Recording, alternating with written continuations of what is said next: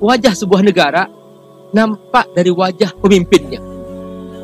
Wibawa sebuah negara nampak dari wajah pemimpinnya. Maka seperti ini Allah Subhanahu wa ta'ala mencontohkan.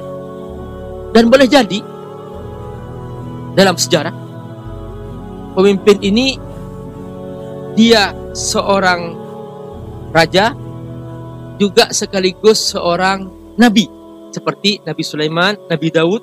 Dia seorang nabi juga seorang raja. Atau boleh jadi dia bukan nabi tapi dia punya ilmu, seperti Talut. Wazadahu bastatan fil ilm wal jism. Begitu Allah contohkan dalam kisah ini.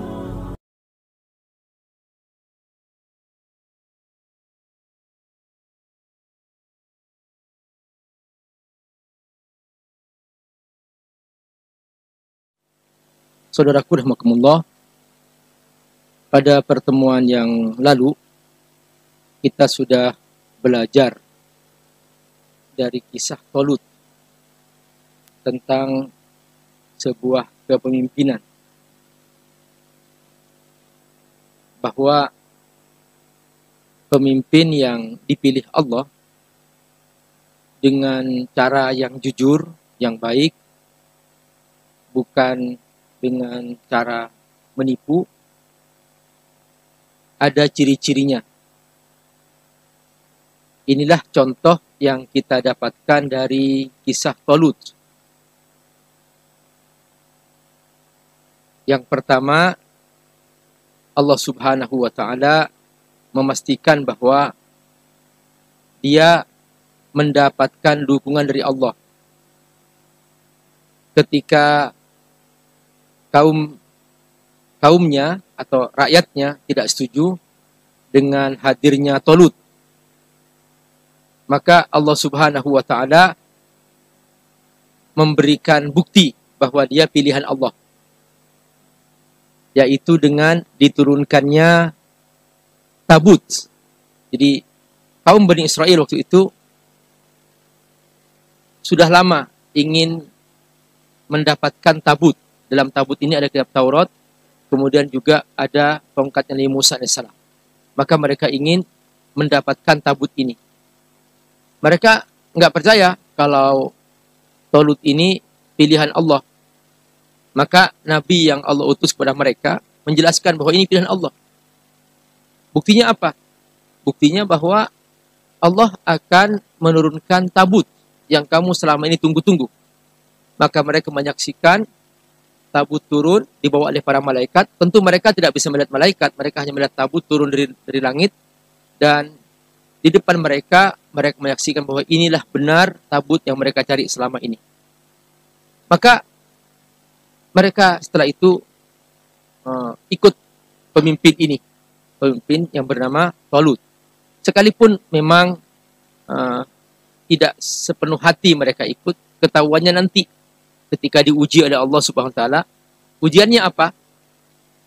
Datangnya musuh dipimpin oleh Jalut. Ternyata ketika melewati sebuah sungai, di sini ujian nampak siapa yang patuh dan siapa yang tidak. Mereka sedang kehausan, panas sedang mencekam, gak ada pilihan kecuali mereka harus minum. Di depan mereka ada sungai bening, menggiurkan. Maka ujiannya, kamu tidak boleh minum air ini kecuali hanya satu segukan. Yang patuh, ikut perang. Yang tidak patuh, tidak boleh ikut. Ternyata, yang patuh hanya sedikit. Sisanya, yang itu jumlahnya ribuan, itu tidak lolos untuk ikut pasukan Talut. Dihitung pasukan Talut ketika itu yang lolos jumlahnya hanya 313. Sama dengan jumlah pasukan perang Badar. Sama pasukannya. Jadi seperti itu ujiannya. Saudaraku rahimakumullah, perhatikan bagaimana ujian iman dari Allah Subhanahu wa ta'ala. Memang amal kita dalam mentaati Allah oleh Allah dibagi dua, ada yang wajib, ada yang hukumnya sunnah. Nah, yang wajib kita nggak ada pilihan, no choice. Kita wajib mengamalkannya. Tapi ketahuan, benarkah kita ini jujur, bersungguh-sungguh mentaati Allah ketika kita dihadapkan dengan pilihan-pilihan. Kita istiqomah nggak? Misalnya sholat tahajud, misalnya baca Quran, misalnya majlis taklim, majlis ilmu seperti ini. Ini kan pilihan-pilihan. Ya, sekalipun memang kedudukannya besar, sebetulnya wajib mencari ilmu itu. Nah, tapi banyak orang menganggapnya itu pilihan, sehingga tidak menganggapnya itu penting. Misalnya, termasuk juga adalah puasa-puasa sunnah misalnya. Nah, kita tahu ini, ukuran iman kita tahu. Ketika kita berhadapan dengan amalan-amalan yang hukumnya sunnah, kita bisa mengukur nih, turun naiknya iman kita. Nah, ujian seperti itu berlangsung setiap saat dalam hidup kita sehari-hari. Nah, dulu pasukan Tolut ini diuji dengan air sungai yang bening, mereka sedang haus, aturan tidak boleh minum, kecuali hanya satu segukan. Masya Allah, ternyata yang lolos hanya 313 orang. Itulah yang ikut Tolut. Yang kedua, bagaimana Allah Subhanahu wa ta'ala memilih sang pemimpin ini? Allah memastikan bahwa pemimpin ini dapat atau punya dua kelebihan. Wazadahu bastatan fil ilm wal jism. Dia alim, dia punya ilmu, dia cerdas, dia seorang yang berwawasan luas. Yang kedua, dia punya kekuatan fisik. Karena apa? Karena dulu sampai sekarang juga yang namanya pemimpin itu dia akan berhadapan dengan lawan. Entah itu dari negara lain atau kerajaan lain. Makanya sejarah kepemimpinan dalam sejarah manusia itu selalu diwarnai dengan pertarungan-pertarungan. Karenanya sang pemimpin dia juga ahli petarung, ahli perang, dia juga panglima sekaligus.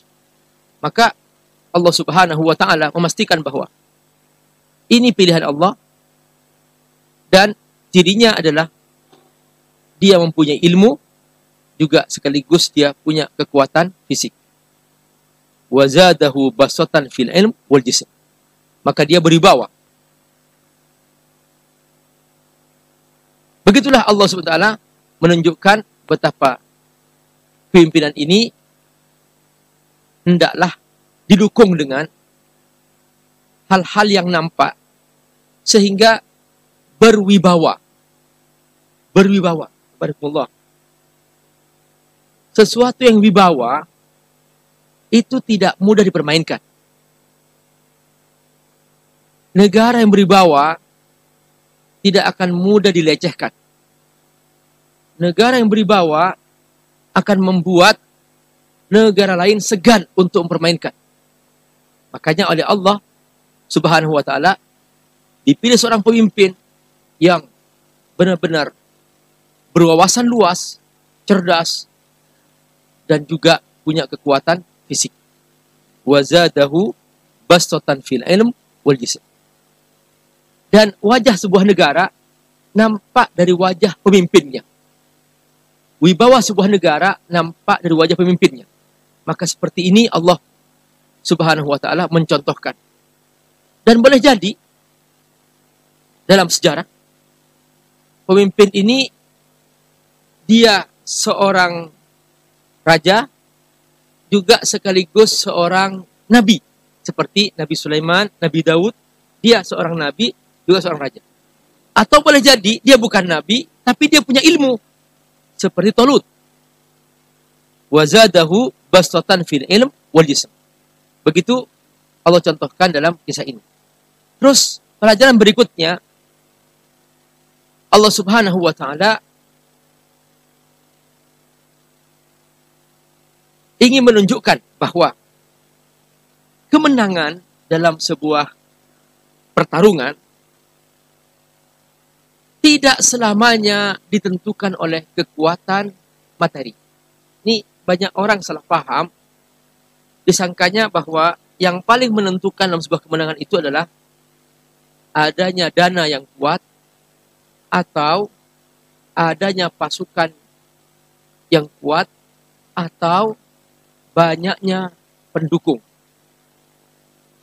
Tapi dalam peristiwa peperangan antara Thalid melawan Jalut ini, Allah Subhanahu wa Ta'ala menunjukkan bahwa kemenangan tidak selamanya dari sebuah jumlah atau sebuah kekuatan materialisme.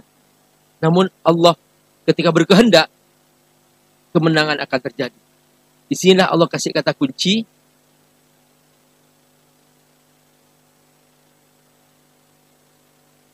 Kam min fi'atin qalilatin walabat fi'atan katsiratan biidznillah. Banyak kelompok kecil berhasil mengalahkan kelompok yang besar karena izin Allah Subhanahu wa Ta'ala. Syaratnya satu, wallahu ma'as sabirin. Dia harus sabar mentaati Allah Subhanahu wa Ta'ala. Ini yang paling penting bagi orang beriman adalah dia bersungguh-sungguh mentaati Allah. Jaga hubungan dengan Allah. Misalnya sekarang ini, teman-teman semua, sahabatku semua, ini sekarang lagi ada penyebaran virus corona misalnya. Dan ini sudah melanda dunia. Dan semua negara berjaga-jaga sekarang dengan virus ini. Dan bahkan kita tahu sendiri bahwa di Saudi sudah meliburkan umroh, Masjidil Haram juga dibatasi waktu untuk ke masjid. Bahkan khutbah Jumat hanya dibatasi hanya sekitar 10-15 menit, tidak boleh lebih. Berlama-lama dan harus segera keluar, dikosongin. Seperti itu aturannya. Dan sekolah-sekolah libur. Sampai seperti itu ketegangan yang terjadi di sebagian negara. Nah, juga beberapa negara sudah mengalami seperti ini. Dalam konteks seperti ini, kita orang beriman, kita seharusnya jangan sampai bersikap berlebihan sehingga terlalu panik. Yang paling penting adalah bahwa kita tetap jaga hubungan Allah. Justru dalam suasana seperti ini kita semakin dekat kepada Allah. Banyak baca istighfar, banyak minta ampun, semakin digencarkan sholat tahajud, semakin dikuatkan doa Nabi Yunus, La ilaha illa anta subhanaka inni kuntu minadh dhalimin. Dan Islam hadir sebetulnya ingin menyelamatkan manusia. Maka ajaran Islam semuanya ini, baik secara rohani maupun secara jasmani, ini untuk menjaga jiwa kita. Karena itu panduan dari Rasulullah SAW dan panduan dari Allah Subhanahu wa Ta'ala lengkap.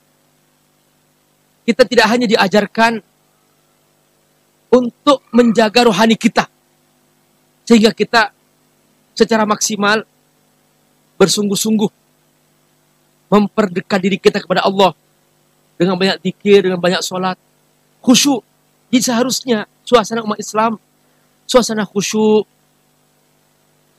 dia bersungguh-sungguh semakin dekat kepada Allah, masjid penuh untuk sholat berjamaah. Begitu seharusnya dalam suasana yang sangat menegangkan, dia hendaklah bersungguh-sungguh dekat kepada Allah, minta ampun kepada Allah, baca istighfar. Sekalipun di saat yang sama, Rasulullah SAW telah memberikan ikhtiar kepada kita. Misalnya, Al-Quran mengajarkan agar kita minum madu, ini untuk kekebalan tubuh kita. Karena ternyata dalam penemuan, ada orang terkena virus corona, dia secara fisik sehat. Tapi ketahuan dia kena. Gitu. Tapi fisiknya masih sehat. Artinya apa virus corona ini? Kita tidak tahu seperti apa gejalanya, fenomenanya secara pasti. Karena ada orang ketangkap, dia itu kena virus corona. Tapi penampilan nggak ada masalah, nggak ada tanda-tanda. Tapi dari segi kondisi, dia terjangkit penyakit virus corona. Nah, saudara-saudara, artinya apa? Bahwa kita harus berikhtiar menjaga kekebalan tubuh kita. Dan Allah telah memberikan panduan, minum madu. Bahkan Nabi telah memberikan isyarat bahwa Man akala sab'atan min ajwatin hafidhahullah minas sihar wal balaya. Orang yang setiap hari, setiap pagi sebelum sarapan sudah makan 7 kurma ajwa, dia dijaga oleh Allah Subhanahu wa taala dari segala macam virus. Akan terjaga dari segala macam virus. Memang sempat terjadi pertanyaan, bisa jadi kurma ajwa ini akan habis semua, seperti habisnya masker sekarang di apotek-apotek sudah begitu kita masuk langsung masker habis, sudah ditulis seperti itu. Nah, jangan-jangan nanti begitu kita mendengar ini semuanya memburu kurma ajwa habis juga di mana-mana. Nah, saudara-saudara, ada pertanyaan dulu juga kepada para ulama, wahai Syekh, kami ini kekurangan kurma ajwa kalau begitu. Akhirnya apa? Syekh ini memberikan fatwa bahwa maksudnya Nabi ya semua kurma. Pokoknya kurma, mau makan 7 biji pagi-pagi, insya Allah. Kenapa? Karena kurma ini termasuk makanan yang Allah sebutkan dalam Al-Quran. Dan Allah Subhanahu wa taala memastikan bahwa kurma termasuk makanan ahli surga. Makanya sudah semua kurma. Kita pagi-pagi sarapan kita adalah 7 biji kurma, insya Allah. Silahkan, insya Allah ini termasuk salah satu ikhtiar. Salah satu ikhtiar supaya kita juga terjaga. Tapi kita tetap tenang. Tapi tenangnya bukan berarti kemudian lupa Allah. Banyak orang masih kayak suasananya nggak ada perubahan gitu. Jadi kayak suasananya ya tetap main HP, buang-buang waktu, tetap ya sholat gitu-gitu aja. Suasananya kekhusyukan nggak nampak gitu. Seharusnya kita dalam suasana memprihatinkan seperti ini, kita berubah sikap. Gitu. Bukan hanya yang tegang adalah beritanya dan sebagainya. Kita tetap menjaga hubungan Allah SWT. Tapi ini termasuk situasi yang sangat menegangkan, sudah memprihatinkan sebetulnya. Karena beberapa negara sudah terjangkit dan begitu banyak menyebar. Dan penyebarannya termasuk sangat cepat. Alhamdulillah, ini digambarkan oleh Allah SWT bahwa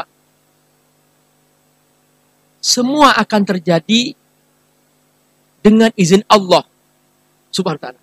Kam min fi'atin qalilatin walabat fi'atan katsira biidznillah. Bahwa yang memenangkan, yang menjaga, yang melindungi itu Allah. Tapi kita lakukan ikhtiar. Kuatkan iman kepada Allah. Yakinlah dengan qada dan qadarnya Allah. Jangan sampai berlebihan dalam kepanikan. Sehingga kemudian kemarin saya bertemu dengan Assalamualaikum, nggak mengucap salam juga. Atau mungkin karena salamnya sudah berubah sekarang ya. Sehingga Assalamualaikum nggak dijawab gitu. Penuh mulutnya dengan masker, ditutup, nunduk. Setiap orang kayaknya mengerikan gitu. Biasa saja kita tetap berikhtiar, tetap jaga. Yang mungkin kalau nggak punya masker, pakai surbannya tutupin. Ya. Bapak-bapak nih pakai surban, ibu-ibu pakai cadar. Ini juga sudah bisa menjadi solusi. Ya. Nah, berkumullah sudah terbukti. Ya. Suatu hari Rasulullah SAW mengajak seorang anak muda. Namanya Ibnu Abbas. Nabi membonceng. Nabi biasa kalau bersama anak-anak kecil, Nabi menasihatinya dengan cara berjalan-jalan. Pernah Nabi dengan Hasan Hussein, Nabi berjalan-jalan sambil menasihati. Masuk ke sebuah ruangan kurma sedekah, terus Hasan Hussein mengambil kurma, lalu Nabi bersabda, keluarin, jangan kau makan. Ini bukan hak kamu, kata Nabi. Jadi Nabi mengajarkan halal haram dengan cara seperti itu. Akhirnya terkesan dan diingat tuh pesan oleh anak yang sedang, anak masih kecil. Ingat pesan Nabi setelah dia besar. Bahwa aku pernah begini. Karena Nabi cara menasihati dengan berjalan-jalan. Pernah Nabi juga mengajak sahabat-sahabatnya berjalan. Lalu pas melihat ada seorang ibu sedang menyusui, Nabi bertanya, tuh lihat ibu, adakah yang lebih sayang daripada ibu itu kepada anaknya? Semua sahabat menjawab, tidak ada. Tidak ada, wahai Nabi. Apa kata Nabi? Allah arham min ummiha. Allah lebih sayang daripada ibunya kepada anaknya. Subhanallah. Ibu hanya mampu menyusui. Tapi Allah menyediakan air susu dalam diri ibu. Allah lebih sayang daripada ibu itu kepada anaknya. Ibu itu hanya mampu menyusui. Tapi Allah yang menyediakan puting dan berlubang. Sehingga dia bisa keluar ketika disedot oleh sang bayi. Allah lebih sayang pada ibu itu kepada anak itu. Masya Allah. Nabi cara mencontohkan sangat realistis sambil mengajak seperti itu. Nah sama kisahnya. Satu hari Nabi mengajak anak muda ini, namanya Ibnu Abbas, dibonceng, berjalan-jalan. Apa kata Rasulullah SAW kepada anak muda ini? Dan ini pesan luar biasa. Dan ini pesan kita ingat selalu setiap kali kita berhadapan dengan situasi yang sangat menegangkan apapun. Apa kata Nabi? Ihfadillah ya yahfadzuka. Ya gulam, wahai anak muda, ihfadillah yahfadzuka. Jagalah Allah, jaga hak Allah, jangan kau kurang-kurangi. Jaga solat, jangan kau lambat-lambatin, jangan kau akhir-akhirkan. Jaga solat, jangan tergesa-gesa. Jaga solat, kau nikmati, kau khusyukkan jiwa kamu. Kau merasa nikmat bersama Allah. Jaga hubungan kamu dengan Allah, jaga zikir. Jangan seperti orang gak butuh Allah. Jaga baca Quran. Ini firman Allah, ini hidupmu bersama Allah. Jaga, ihfadillah yahfadzuka. Allah akan menjagamu. Allah akan menjagamu. Jadi jangan hanya kita dekati Allah saat-saat kita dalam kesulitan. Taqarrab ilallahi firraha, kata Nabi. Dekati Allah saat kamu senang, saat kamu muda, saat kamu kaya, saat kamu cukup. Tapi dekati Allah. Khusyuklah tahajud. Jangan kemudian ketika kaya, ketika muda, seperti orang gak butuh Allah. Ya Allah, jalan-jalan, habiskan waktu ke sana kemari.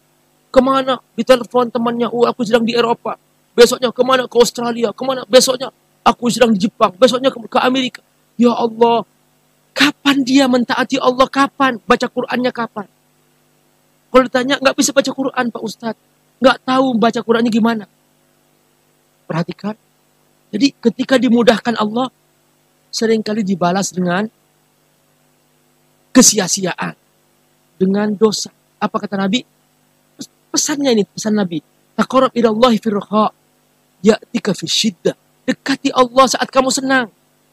Allah akan hadir, mendamping kamu, menjaga kamu saat kamu dalam kesulitan, saat kamu terancam, saat kamu sedih. Allah bersamamu. Makanya, ketika Nabi Musa AS dalam kondisi terjepit, di depan ada Laut Merah, di belakang pasukan Fir'aun, sudah, no way. Maju, tenggelam. Mundur, dibunuh. Pengikut Nabi Musa AS ketika itu berkata, Inna lamudrakun. Kami pasti dibunuh sudah. Tak mungkin kita selamat sekarang, wahai Musa. Tapi subhanallah, Nabi Musa AS yang dekat dengan Allah, selalu bersama Allah, selalu rindu kepada Allah, yakin dengan Allah, bahwa Allah Maha Kuasa, dan tidak sedikit pun ragu dengan Allah. Maka dengan tenang berkata, Inna ma'iyya rabbi sayahdin. Aku sedang bersama Allah, dan Allah pasti akan memberikan jalan keluar kepadaku. Kata Nabi Musa AS. Langsung Allah perintahkan, wahai Musa, pukulkan tongkatmu ke laut. Bagi Allah, tidak ada yang mustahil. Semua yang kata akal mustahil, bagi Allah terjadi. Laut terbelah ketika itu, tanpa dinding sama sekali. Perhatikan, tanpa dinding. Allah bisa memerintahkan air laut terbelah. Dan begitu Nabi Musa lewat, ternyata apa? Allah buat dasar laut yang tadinya berlumpur, penuh batu karang, dibikin datar oleh Allah. Seperti ada karpetnya. Perhatikan, Allah Maha Kuasa. Ihfadillah yahfadzuka. Kata Nabi, jaga Allah. Jaga hubungan Allah. Teruskan berzikir. Saudaraku rahmatullah. Biasakan lidah ini duduk di mana saja. Baca istighfar, baca sholawat, baca tasbih, baca doa Nabi Yunus, la ilaha anta subhanaka inni kuntu minadh dhalimin. Baca ini berulang-ulang. Apa sih beratnya kita? untuk menyebut itu apa berat. Banyak orang bengong, bermain HP berjam-jam, gak ada pahalanya sama sekali. Bahkan sampai khutbah Jumat berlangsung, dia buka YouTube, buka WhatsApp, buka Facebook. Ya Allah, sampai seperti ini umat ini, sampai kapan kita akan berubah? Diberi suasana yang sangat menegangkan, gak berubah juga. Apakah sampai seperti ini? Hati ini kering, mati? Saudara Allah, segera kembali kepada Allah, sadari makna ini. Ini kata Allah, kam min fi'atin qalilah. Berapapun besar ancaman di depan kamu, itu akan habis, musnah, sirna, kalau Allah nggak mengizinkan. Banyak orang tidak mati di sebuah negeri yang sedang dilempari bom, sedang perang, nggak mati. Banyak orang mati di negeri yang damai. Artinya apa? Bahwa kematian itu bukan karena makhluk, bukan karena virus. Kematian itu karena Allah yang mencabut nyawanya. Seorang anak muda masih sehat, tiba-tiba meninggal di hari itu. Nggak ada sebab apa-apa. Wah, sudah fasilitas ada, harta ada, Masya Allah, kaya luar biasa. Bisa berobat di mana saja. Mati. Masih muda. Ada orang nggak punya apa-apa. Sakit, rumah sakit berhari-hari. Ya hanya ditanggung oleh apa yang ada dari biaya BPJS misalnya, yang dia punya. Nggak mati. Sudah tua. Sakit. Sebulan. Nggak mati. Seharusnya dia mati duluan. Inilah iman kepada qada dan qadarnya Allah Subhanahu wa ta'ala. Kam min fi'atin qalilatin walabat fi'atan katsiratan biidznillah. Semua dengan izin Allah. Ihfadillah yahfaduk. Jaga Allah, Allah jaga kamu. Ihfadillah tajidhu tujahaka. Kata Nabi, jaga Allah, Allah akan selalu menjagamu. Allah akan hadir saat-saat kamu membutuhkannya. Lalu, di bagian akhir hadis ini yang panjang, pesan Nabi ini menggambarkan sebuah kondisi yang memang tidak ada kejadian di alam ini kecuali dengan takdir Allah Subhanahu wa ta'ala. Apa kata Nabi? Lau istama'atil insi wal jins. Seandainya semua manusia di muka bumi bersekongkol, bersepakat, bersinergi, bergabung dengan kekuatan jin. Semua bergabung. Manusia di muka bumi, jin semua di muka bumi bergabung untuk menyelamatkan kamu. Ala ayyam fa'uka bisyai'in. Supaya kamu aman. Supaya kamu tidak terkena virus. Semua sepakat melindungi orang ini. Kata Nabi, la yanfa'uk. Semua itu tidak akan bisa menyelamatkan kamu. Illa bisyai'in qad katabahullahu lak. Kecuali Allah mengizinkannya. Atau kebalikannya. Lau istama'atil insi wal jins. Seandainya semua manusia dan jin bergabung, bersinergi. Ala ayaduruka bisyai'in. Untuk membunuh kamu. Dengan segala macam kekuatan. Entah dengan virus, entah dengan bom, entah dengan senjata. Silakan, kata Allah. La yaduruka bisyai'in. Semua itu tidak akan bisa membahayakan kamu. Illa bisyai'in qad katabahullahu laka. Kecuali Allah sudah mengizinkan. Ini pelajaran penting dari kisah yang kita pelajari, bahwa hari itu tiba-tiba Jalut langsung maju dan dia mengajak perang tanding. Dan sudah biasa dulu, setiap peperangan itu dimulai dengan perang tanding untuk menunjukkan kekuatannya. Nah, Jalut ini supaya tidak ada yang menandingi. Jalut badannya besar dan tak terkalahkan. Belum pernah Jalut kalah dalam pertarungan apapun. Dan dia perang tanding pun dia kuat. Ketika Jalut keluar, tidak ada satupun yang berani. Talut bukan takut. Talut menguji pasukannya. Man yakhruj lahu. Siapa yang berani melawan Jalut? Semua tunduk, semua terdiam. Kecuali seorang anak muda, dia badannya kecil, dia ngacu, saya. Kata Talut, la anta saghir. Kamu kecil. Jangan maju. Ini kuat. Nggak mungkin terkalahkan. Akhirnya apa? Dia ingin mendorong pasukannya supaya terdorong untuk bisa maju.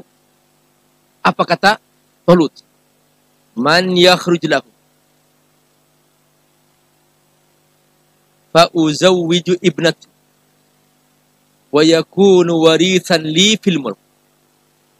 Siapa yang mau maju, aku akan nikahkan dia dengan putriku. Dan nanti dia menjadi pewarisku sebagai raja. Gak ada yang ngacu. Saking takutnya melihat Jalut dengan baju besi tertutup. Tidak kelihatan sama sekali. Bahkan lubang matanya pun pakai jaring-jaring. Gak kelihatan. Kalaupun maju, pedang ini mau masuk dari arah mana? Gak bisa. Semua tertutup rapat. Jalut sudah besar badannya, naik kuda yang besar. Juga dia memakai baju besi tertutup dan sulit untuk dibunuh. Semuanya tunduk. Kecuali anak muda yang kecil ini, saya. Yang tadi, dia yang ngacu. Ya sudah, nggak ada pilihan. Majulah anak muda ini. Anak muda ini nggak punya senjata apa-apa. Kecuali dia hanya punya ketepel. Dan dia ahli ketepel. Memang mainannya sejak kecil. Dia main ketepel. Dia intip mana lubang yang bisa diarahkan batu ketepel itu kepada Jalut. Ternyata setelah diperhatikan oleh anak kecil ini, ada satu lubang di dahinya. Ini satu-satunya lubang di sini yang mungkin batu bisa masuk di situ. Maka dia dengan cerdas mengarahkan batu ketepil ini ke arah dahinya dan persis masuk ke lubang itu dan menusuk ke dahinya dan sampai tembus di kepalanya dan mati seketika. Anak muda ini dialah yang kemudian mengalahkan pasukan Jalut, karena ketika Jalut terjatuh, terpelanting dan terbunuh, semua pasukannya lari tuang langgang, ketakutan. Karena pemimpinnya sudah tidak ada. Itulah akhir pertarungan melawan Jalut. Tahukah siapakah anak muda ini? Dia adalah Daud alaihissalam. Yang kemudian pindah kepemimpinan itu. Tadinya jadi orang biasa, tapi alim. Begitu Talut mengakhiri kekuasaannya, maka dipindahkan kepada Daud. Maka di sini awal kembali kepemimpinan dipegang seorang nabi. Dia nabi sekaligus dia raja. Seperti Nabi Sulaiman AS, dia adalah nabi dan raja sekaligus. Alhamdulillah, inilah dia ceritanya. Falamma fasola Talut bil junud. Ketika sudah Talut membawa pasukannya, diuji oleh Allah bahwa ada sungai. Qala innallaha mubtalikum binahar. Ada sungai, jangan kau minum kecuali satu segukan. Ini biasa penyaringan pasukan. Karena begini, saudara-saudara, berhadapan dengan pasukan lawan, yang kita butuhkan pertolongan Allah. Kita butuh pertolongan Allah. Dulu, ketika Salahuddin Al-Ayyubi hendak membuka Palestina,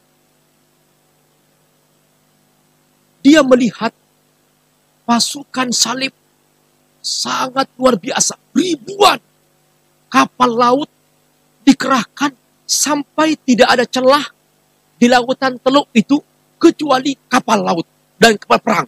Lengkap dengan persenjataan yang lengkap. Dan mereka jumlahnya puluhan ribu bahkan juta. Perhatikan. Salahuddin Ayyubi hanya punya pasukan sekitar 10 sampai 15 ribu. Secara zahir gak mungkin menang. Tapi perhatikan.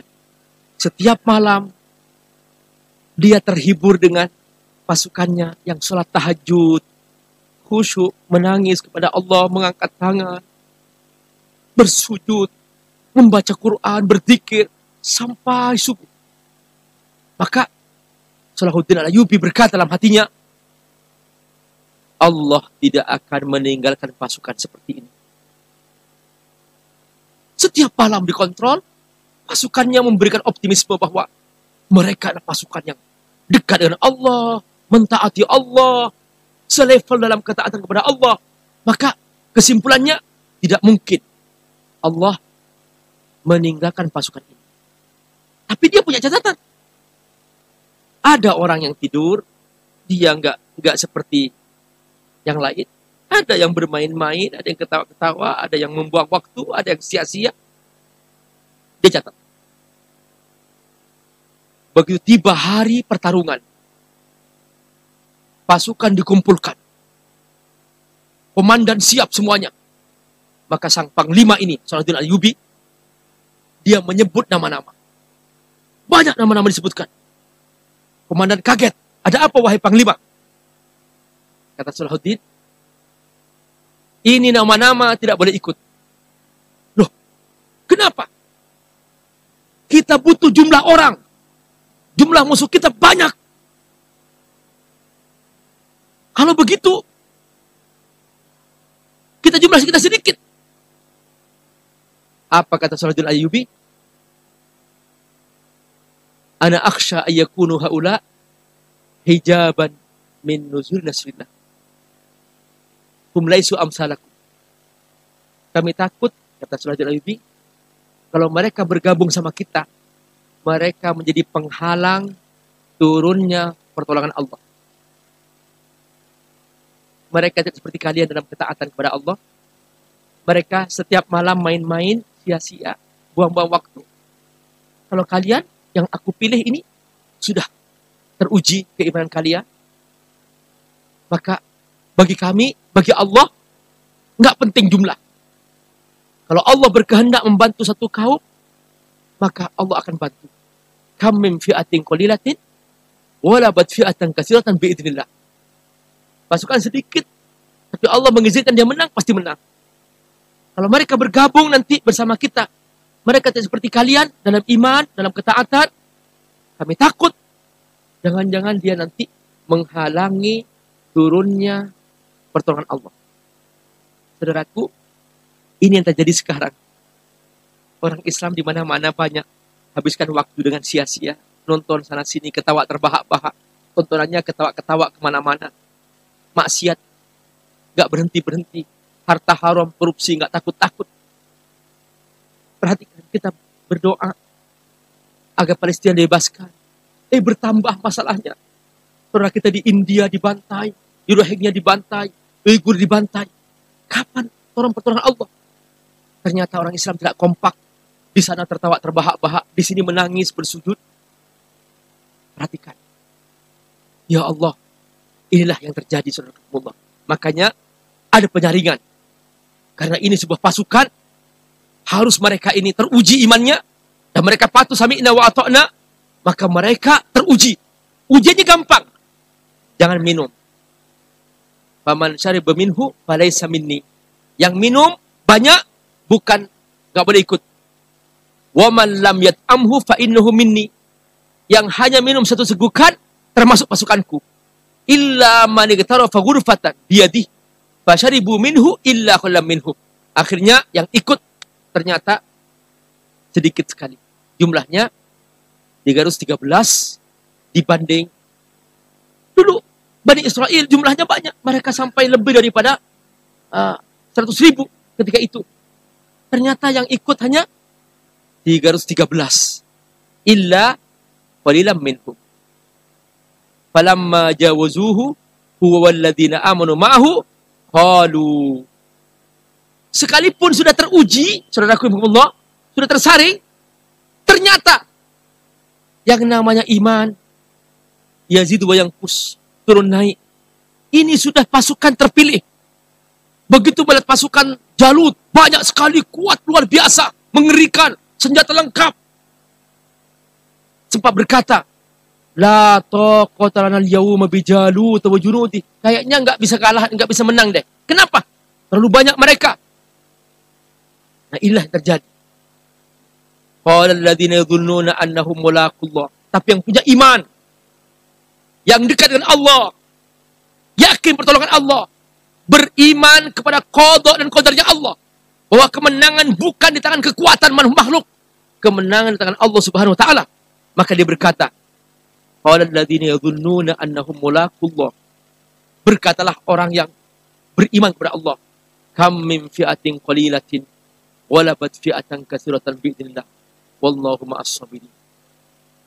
Maka terjadilah pertarungan yang diawali perang tanding, dan ceritanya tadi seorang anak kecil, anak muda memegang ketepil mengarah ke dahi Jalut, dan disitulah kemudian Jalut mati.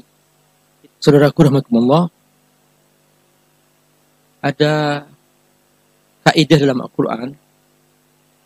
Setiap kali kita membaca pesan-pesan Allah dalam ayat, perhatikan kalimat terakhir. Karena biasanya kalimat terakhir itu adalah tips untuk mencapai pesan itu. Misalnya, di sini ketika Allah Subhanahu wa taala menggambarkan tentang Bani Israel yang tidak mau percaya kepada nabi mereka, padahal yang berbicara nabi mereka masih meragukan apa yang disampaikan nabi mereka. Maka Allah tutup dengan kalimat, inna fi dzalika laayatan lakum in kuntum mu'minin. Bahwa nggak mungkin seseorang ikut nabi kalau dia nggak punya iman. Apalagi ustadz. Nabi aja nggak ikut. Apalagi hanya seorang ustadz. Nabi nggak diikuti. Kenapa? Karena kata Allah, in kuntum mu'minin. Syaratnya mereka punya iman. Ketika Allah menggambarkan tentang sebuah pertarungan yang nggak sebanding, lawan begitu kuat, sementara posisi kita sangat lemah, ada kata kuncinya, wallahu ma'as sabirin. Syaratnya sabar. Jadi kalau kita berhadapan dengan sebuah kekuatan, sebuah ancaman yang sangat menakutkan, kunci utamanya adalah sabar. Wallahu ma'as sabirin. Sabar dalam pengertian para ulama ada 3. As-sabru ala ta'ah. Sabar mentaati Allah. Sabar baca Quran, sabar zikir, sabar sholat pada waktunya, sabar pokoknya taat. Apa yang Allah perintahkan dia kerjakan dengan sungguh-sungguh. Ada yang wajib, ada yang sunnah. Sabar berpuasa sunnah, sabar berpuasa fardu, sabar berbagi, sabar. Karena yang namanya berbagi itu tidak harus menunggu kaya, enggak. Sabar berbagi. Terus yang kedua, as-sabru anil maksiyah. Sabar menjauhi maksiat. Ada orang sabar dalam kebaikan. Sholat rajin, puasa rajin, haji rajin, Masya Allah, umrah juga rajin. Masya Allah, luar biasa. Baik. Tapi ketika maksiat, dia nggak sabar. Dia korupsi, dia mencuri, dia menipu, dia berbohong. Jadi, segi sholat dia sabar, segi puasa dia sabar. Tapi pas maksiat dia nggak sabar.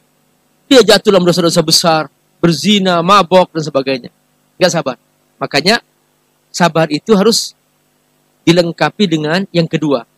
As-sabru anil maksiyah. Dia juga harus sabar menjauhi maksiat. Namun ada orang lolos dua-duanya. Taat, sabar. Maksiat juga sabar. Tapi pas yang ketiga dia nggak sabar. Apa itu? Ujian. Pas diuji dengan kemiskinan, ternyata jatuh dalam dosa. Pas diuji dengan penyakit, waduh, nggak sabar. Akhirnya dia malah murtad, malah menyimpang. Pas diuji dengan jabatan, malah jatuh dalam dosa. Tadinya ketika belum punya jabatan, dia baik-baik aja. Taat oke. Maksiat juga dia jauhi. Tapi pas jabatan, jatuh dalam dosa. Malah dia tidak takut berbuat zalim dan sebagainya. Na'udzubillah min dzalik. Makanya tiga-tiganya ini harus ada maknanya. As-sabru 'ala ta'ah. Coba sebutkan semuanya. As-sabru 'ala ta'ah. Ya, sama-sama. Yang kedua, as-sabru 'anil ma'siyah. Yang ketiga, as-sabru 'alal bala. Jadi sabar taat, sabar jauhi maksiat, sabar menjalani ujian. Entah ujian kesenangan atau ujian kesulitan, entah ujian jabatan atau ujian tidak menjabat, entah ujian harta, kaya, atau ujian kemiskinan, itu semua ujian. Entah ujian penyakit atau ujian sehat. Ada orang ketika sakit, Masya Allah, rajin sholat tahajud, rajin ibadah, rajin baca Quran. Tapi pas sehat, ya Allah, gak pernah baca Quran, gak pernah tahajud lagi. Nah itu ujian. Jadi justru ketika sakit, dia dekat sama Allah. Pas tidak sakit, malah jauh dari Allah.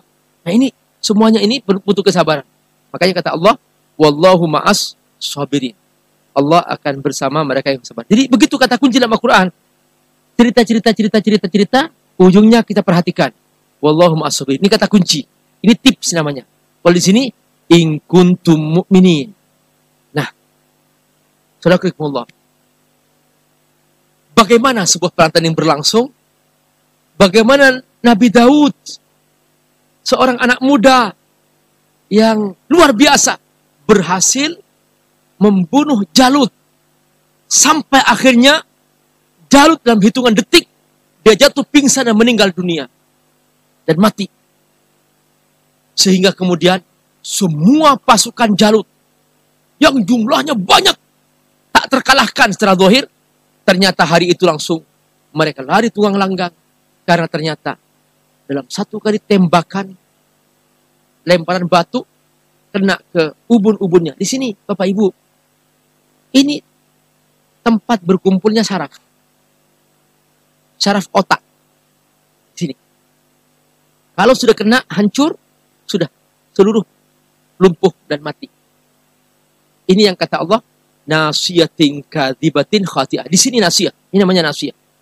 Tempat berkumpulnya semua berpikir strategi baik, berpikir strategi jahat, bejat di sini. Makanya nanti ketika masuk neraka, kata Allah, ini akan dikelupas oleh Allah dan ini akan dibakar. Tapi tidak mati. Sampai lepuh. Nasiyatin kadzibatin khati'ah. Maka Allah memastikan bahwa di sini sumber matinya seseorang ketika dikena. Subhanallah, Allah subhanahu wa ta'ala yang punya rencana, yang punya keinginan, maka tidak ada yang mustahil bagi Allah. Kelompok sedikit bisa mengalahkan pasukan besar. Perhatikan ceritanya. Walamma barazu li Jalut. Ketika sudah mulai Jalut menampakkan diri, tadi ada ceritanya bagaimana negosiasi Talut dengan pasukannya sehingga muncullah Nabi Daud. Walamma barazu li Jalut wa junudi. Qalu, inilah dia orang beriman. Ini doa paling baik pada saat kondisi menegangkan. Qalu Rabbana afrigh alaina sabra. Ya Allah, tanamkan kepada kami kesabaran. Ini perhatikan, wallahu ma'as sabirin. Doanya apa? Rabbana afriq alaina sabra. Ya Allah, tuangkan kepada kami kesabaran. Wasabbit aqdamana. Kokohkan kaki kami berdiri. Jangan sampai kami lari. Wansurna al-qaumil kafirin. Dan bantu kami dari golongan orang-orang kafir. Barakallahu. Pernah suatu hari terjadi dialog. Seorang profesor di Eropa. Dia berkata kepada salah seorang ustadz, Ustadz, kenapa sih orang Islam kok menghakimi kami kafir? Maka ustadz ini menjawab dengan bijak, wahai profesor, agama kamu apa? Agama fulan. Kamu yakin dengan itu? Yakin.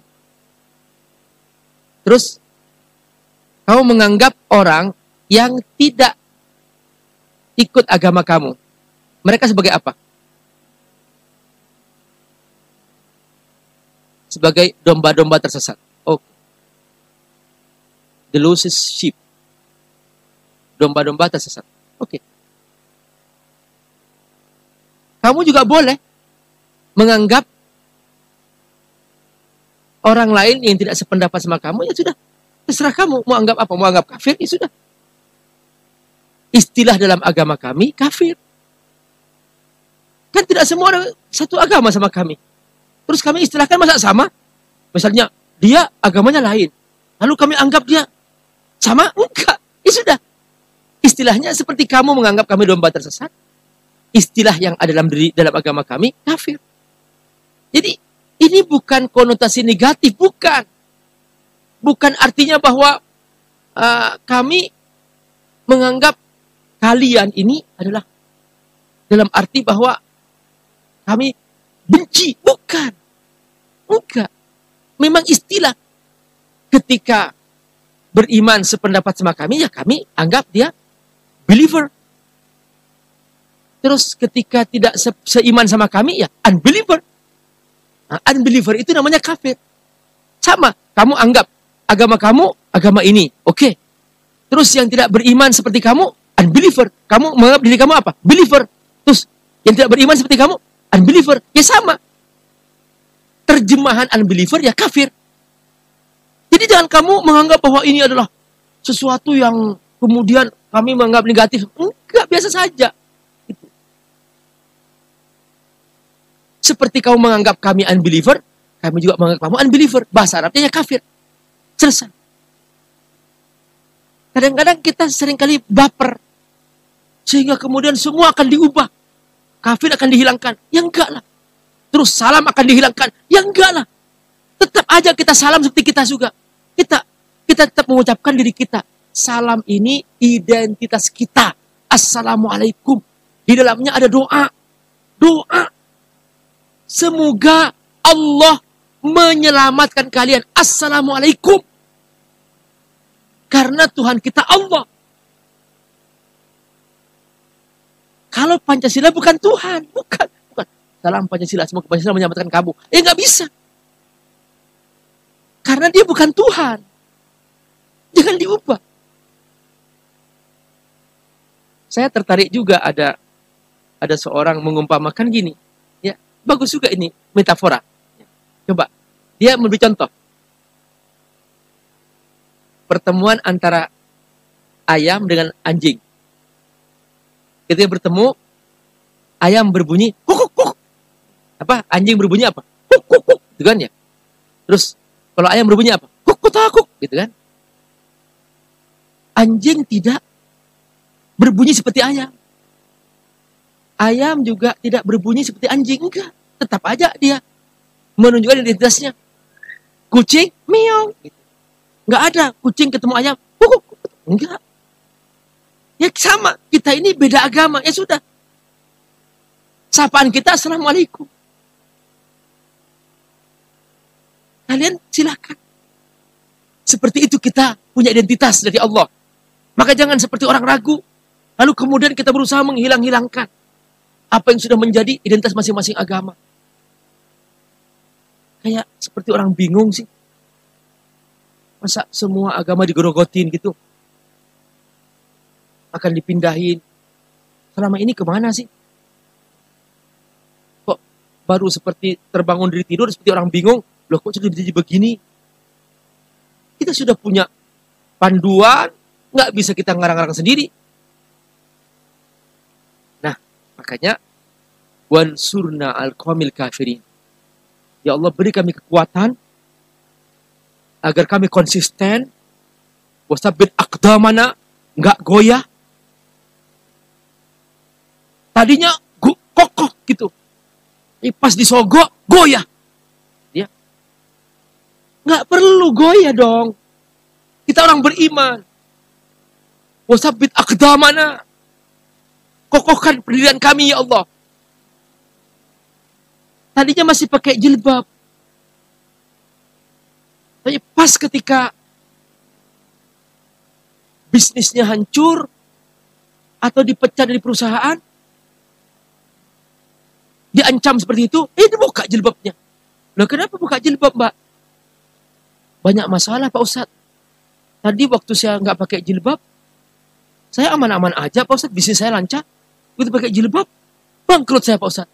Tidak, saya nggak buka jilbab. Saya buka jilbab lagi lah. Ngapain jilbab jadi masalah? Jadi, ini prinsip dong. Ini bukan pilihan. This is your religion. Ini agamamu. Bukan kemudian seperti orang pelin-pelan, gak punya pendirian. Makanya doanya apa? Rabbana afrigh alaina sabra. Ya Allah, sabarkan kami menghadapi segala macam ancaman, godaan, tipu daya. Wasabbit aqdamana. Kuatkan ya Allah prinsip kami ini. Jangan sampai kami berubah-ubah. Dulu waktu masih jadi orang biasa, masih jadi miskin, rajin ke masjid. Karena waktu itu, dia jalan kaki, dengar adzan langsung mampir ke masjid. Bahkan dia kecapean jalan kaki, nunggu sholat, belum adzan, sudah di masjid. Masya Allah. Sekarang sudah punya mobil mewah, nggak dengar adzan, nggak mampir, sudah ke masjid. Perhatikan berubah. Wasabbit aqdamana. Kuatkan ya Allah kaki kami, jangan sampai berubah. Masih belum menjabat, konsisten, berbuat baik. Pas diuji dengan jabatan, berubah. Jadi zalim, jadi kasar kepada saudaranya. Jadi menuduh saudaranya dengan tuduhan-tuduhan tidak benar. Kenapa sih kok begitu? Wasabbit aqdamana. Kuatkan ya Allah aku. Mau jabat, nggak menjabat, kuatkan ya Allah aku. Wasabbit aqdamana. Begitu diancam oleh orang kafir, takut, gemetar. Awas loh, nanti aku kirim virus corona. Kalau kamu nggak ikut aku, takut berubah. Awas loh, aku cabut bantuan kami. Kalau kamu nggak bersama kami, takut berubah. Nah, makanya kata Allah apa? Wansurna alal qawmil kafirin. Jangan sampai kami ikut didikte oleh mereka yang tidak beriman. Sehingga kami melakukan kebijakan-kebijakan yang mengancam rakyat kami. Nah, perhatikan. Ini doa luar biasa. Perhatikan bagaimana dalam hitungan sekejap begitu doa nih Pak. Ini kekuatan doa. Begitu selesai doa dibacakan, langsung pertolongan Allah datang dalam sekejap. Pasukan yang diperkirakan akan berlangsung peperangan berhari-hari nggak pernah selesai. Hitungan sekejap langsung selesai. Fahazamuhum biidnillah. Langsung Allah buat pasukan Tolut berhasil mengalahkan pasukan Jalut dengan izin Allah Subhanahu wa taala. Wa qatala Daud Jalut. Langsung Nabi Daud berhasil membunuh Jalut. Wa atahullahul mulka. Dan setelah itu Nabi Daud menjadi raja. Wa atahullahul mulka wal hikmah. Dia seorang nabi, punya hikmah, punya panduan dari Allah. wa 'allamahu mimma yasha. Tapi saudaraku, Nabi Daud nggak berubah. Jadi raja nggak berubah. Sampai-sampai Nabi bersabda, afdalus sholata ba'dal faraid sholat Daud. Paling baiknya sholat setelah fardu, sholatnya Nabi Daud alaihissalam. Bagaimana? Kana yaqumu nisfal lail. Nabi Daud tidur sesudah Isya, langsung tidur, bangun tengah malam, sholat tahajud, setelah itu berbaring sebentar, menunggu fajar. Setelah itu bangun lagi. Subhanallah. Seperti ini sholat Nabi Daud. Wa afdalus siyam ba'da siyami Ramadan siyamu Daud. Paling utamanya puasa setelah Ramadan adalah puasa Nabi Daud. Kana yasumu yauman wa yaftur yauman. Nabi Daud sepanjang hidupnya dia berpuasa sehari, tidak berpuasa sehari. Begitu selang-seling terus seperti itu. Puasa Nabi Daud alaihissalam. Gak goyah. Jadi raja tetap.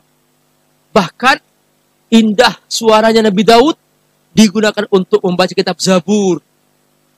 Dan suara Nabi Daud membuat semua terhenti, terdiam.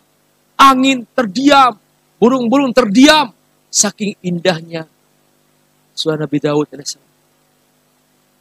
Perhatikan, kita ini siapa? Kerajaan gak punya, sholat malam juga gak rajin, baca Quran gak sempat. Ya Allah, punya apa kita? Saudaraku, ini raja. Allah uji dengan segala fasilitas, dia punya segalanya.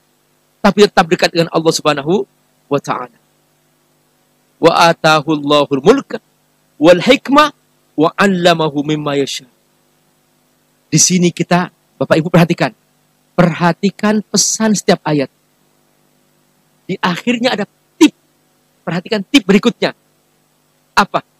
Bapak Ibu, bahwa tabiat sebuah kekuatan, entah itu kekuatan batil atau kekuatan kebenaran, maka dia akan saling bertarung antara kekuatan batil dan kekuatan kebenaran. Kalau ada kekuatan besar berupa kebatilan, kata Allah, akan dikirim nanti kekuatan kebenaran yang akan mengalahkannya. Ini sunnatullah.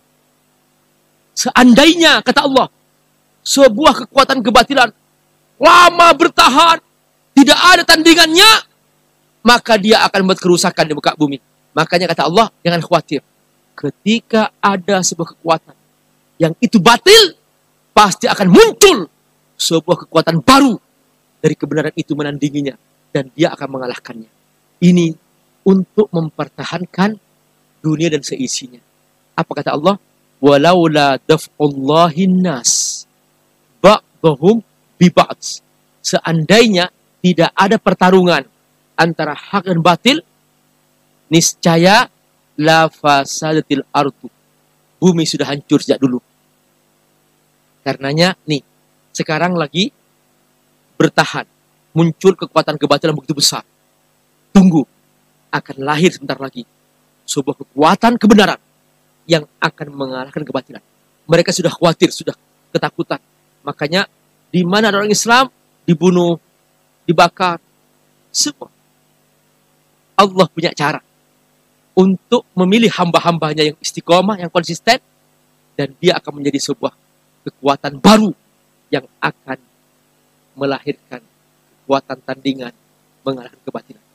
Walakinnallaha dzu fadlin 'alal 'alamin. Allah Maha mempunyai karunia atas semua alam semesta. Lalu apa kata Allah? Tilka ayatullah. Itulah ayat-ayat Allah. Itulah tanda-tanda berupa sejarah, berupa masa lalu, peristiwa-peristiwa yang pernah dialami terdahulu, pernah terjadi. Pelajaran itu termasuk ayat Allah. Alam semesta, ayat Allah. Semua ada buktinya. Kata Allah. Sekarang aku bacakan kepadamu. Natluha alaika bil haqq. Ini benar kejadian ini. Ini bukan cerita hoax, bukan. Ini cerita Allah, pasti benar. Natluha alaika bil haqq. Wa innaka laminal mursalin.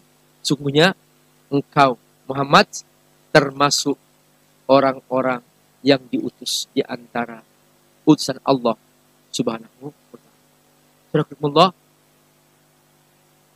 Kita akan belajar nanti setelah ini bagaimana para rasul itu Allah muliakan sebagian, Allah sebagian di bawah derajatnya, bertingkat-tingkat derajatnya.